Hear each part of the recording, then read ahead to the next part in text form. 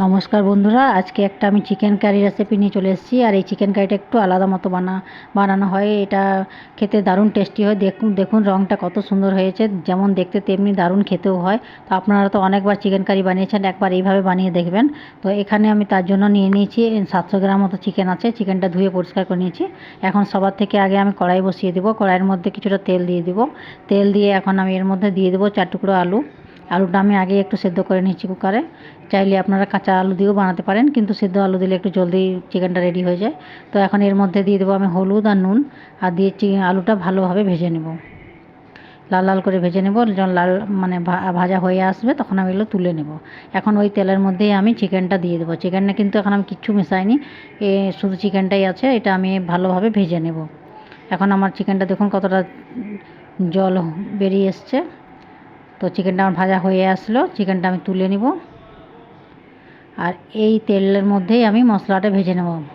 তো এখন আমি এই চিকেনটা একটু ম্যারিনেট করে নেব। তার জন্য দিয়ে দিচ্ছি কিছুটা দই, আর দিয়ে দেবো ধনে গুঁড়ো, জিরে গুঁড়ো, লাল লঙ্কার গুঁড়ো আর কাশ্মীরি লঙ্কার গুঁড়ো।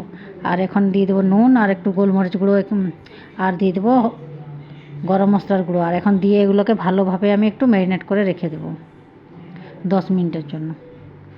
দেখুন আমি এখানে রেখে দিচ্ছি ম্যারিনেট করে। এখন সেই তেলেই আমি কিছু ফোড়ন দেব। লং দিয়েছি, দারচিনি আর তেজপাতা আর একটু জিরে। আর এখন এর মধ্যে দিয়ে দেবো একদম জিরি করে, মানে একদম ছোটো ছোটো করে কেটে রাখা পেঁয়াজ। এখানে আমার 2টো পেঁয়াজ আছে। আর পেঁয়াজটা একটু ভালো করে আমি ভেজে নেব। আর এখন এর মধ্যে আমি দিয়ে দেবো একটু হলুদ গুঁড়ো, কেননা আমি ম্যারিনেট করার সময় হলুদ দিইনি। তো এখানে সামান্য একটু নুন দিলাম, যে পেঁয়াজটা জলদি গলে যাবে। তো এই যে আমি ভালোভাবে এখন এটাকে ভেজে নেব। এখন দিয়ে দিচ্ছি আমি আদা রসুনের পেস্ট। আদা রসুনের পেস্টটা দিয়েও একটু ভালো করে ভেজে নেব। যখন এটা একটু ভাজা হয়ে আসবে, দেখুন এখানে আমি একটা ছোটো ছোটো 2টো টমেটো আগে থেকে মিক্সিতে পেস্ট করে রেখেছিলাম, সেটাও দিয়ে দিলাম। ওটাও একটু ভেজে নেব ভালো করে। এখন আমি ম্যারিনেট করা চিকেনটা দিয়ে দিচ্ছি, আর চিকেনটা দিয়ে ভালো করে কষে নেব। তো দেখুন আমি চিকেনটা আমার ভাজা হয়ে আসছে, কতটা সুন্দর হয়েছে দেখুন বন্ধুরা, দেখেই মনে হচ্ছে যে দারুণ হয়েছে। তো এখন আমি এর মধ্যে দিয়ে দেবো ভেজে রাখা আলু। আর আলুটা দিয়েও আমি ভালোভাবে নাড়াচাড়া করে নেব। তো বন্ধুরা, এরকম ভিডিও যদি আপনাদের একটু আমার ভিডিওগুলো ভালো লাগে তো প্লিজ লাইক করবেন, কমেন্ট করবেন, আমার পাশে থাকবেন, আর আমার পেজটাকে ফলো করবেন।